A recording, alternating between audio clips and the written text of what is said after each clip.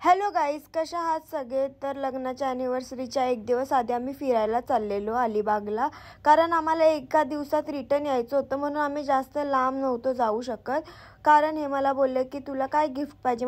मी बोलली की मला गिफ्ट वगैरे काय नको, मला फक्त फिरवून आणा, कारण माझ्याकडे सगळ्या गोष्टी आणि लागल्या तर ते मला पाहिजे तेव्हा घेऊन देऊ शकतात. आणि मला त्यांच्याकडून काय घेण्याऐवजी मला त्यांच्यासाठी करायला खूप चांगलं वाटतं. मी खूप प्रयत्न करते की मी त्यांच्यासाठी खूप काय गोष्टी करू, आत्ताच नाही खूप आधीपासून. आता तुम्हाला तर माहिती आहे आमच्या रिलेशनला 13 वर्ष तर झालीच आहेत. मग काय नाही, 13 वर्ष झाले, आमचं लग्न पण झालं. आता असेच भरपूर चांगले चांगले दिवस आम्हाला सोबत काढायचे. त्यानंतर काय नाही, मग अलिबागला जाण्यामागे पण खूप मोठं रिझन होतं, ते तुम्हाला पुढे समजेलच. आणि गाडीमध्ये माझी व्हॅनिटी होती. मग विचार केला आहेच तर त्याला कधी क्लीन करून घेऊ, कारण किती पण क्लीन केली ना तरी तिला उचलण्या ठेवण्यामध्ये प्रोडक्ट इकडे तिकडे होतात. आणि ब्रश वगैरे मी क्लीन नव्हते केले, मग ते पण करून घेतले.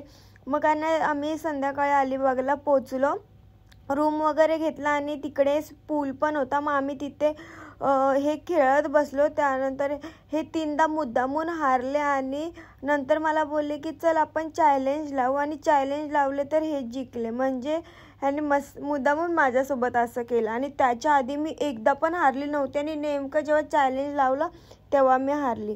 त्यानंतर आम्ही गेलो नागावच्या वाडीमध्ये. तिथे असं सेटअप होता जेवणाचा, जुना किचन टाईप. मी यांना बोलली मला पण असं बनवून द्या ना. मग आम्ही तिथून निघालो आणि परत रूमवर आलो. आमच्या बाल्कनीमधून किती भारी व्ह्यू वाटतोय बघा, पूल वगैरे किती सुंदर मस्त वाटत होतं. त्यानंतर आम्ही गेलो थोडा वेळ पूलमध्ये एन्जॉय करायला. जास्त ना, आम्ही 10-15 मिनटंच पूलमध्ये थांबलो. पाणी इतकं थंड होतं की काय सांगू. मग झालं सगळं एन्जॉयमेंट. आम्ही दुसऱ्या दिवशी निघालो.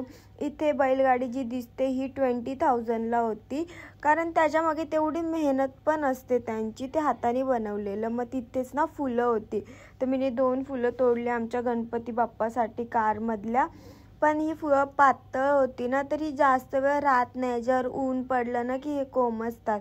मग येता येता आम्ही जेवण पण घेतलं, पण जेवण टेस्टी अजून मी बाहेरच. आणि आमच्या घरी डेकोरेशन वगैरे सगळं झालं. हे ह्यांना एक पण गोष्ट माहिती नाही.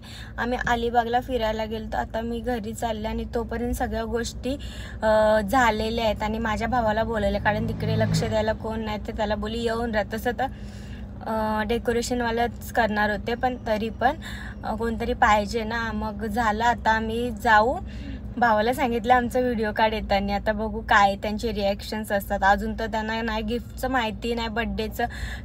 जसं की माझ्या भावाला सांगितलेलं की आम्ही घराच्या खाली आलो की मी तुला कॉल करते, मग तू आमचा व्हिडिओ बनवा. मग मी एकीकडून मागून पण व्हिडिओ चालू ठेवलेला. आणि यांना थोडी पण आयडिया नव्हती की घरी हे सगळ्या गोष्टी झालेल्या आहेत. तर फक्त तुम्ही त्यांच्या चेहऱ्यावरची स्माईल बघा. मी तुम्हाला नेहमी बोलत असते ना की मी त्यांच्या स्माईलसाठी खूप प्रयत्न करते आणि करत राहीन. तर मला ही स्माईल बघायला खूप आवडते. तर आता बड्डे चालू झालाय.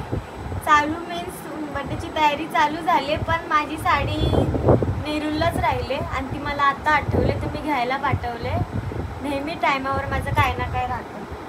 आता घाईघाईमध्ये साडी घ्यायला पाठवले. साडी आली की मग तोपर्यंत मी रेडी होते, नाहीतर आमची पाहुणे येतील आणि माझी तयारीच नाही होणार. आणि त्यासाठी मी घाईघाईत आता पटकन तयारी करायला घेतले. तयारी करून झाल्यावर खूप साऱ्या गोष्टी आहेत त्या करायच्या. आमचं जेवण येणार होतं बाहेरून, व्हेज बिर्याणी, ती पण आली आता. मग आता बघूया पुढे काय काय होतं. मी पूर्ण रेडी होऊन तुम्हाला पुढचा व्हिडिओ दाखवते. मग इथे आम्ही रेडी वगैरे झालो आणि बाकीचा व्हिडिओ तुम्हाला नेक्स्ट पार्टमध्ये बघायला भेटेल.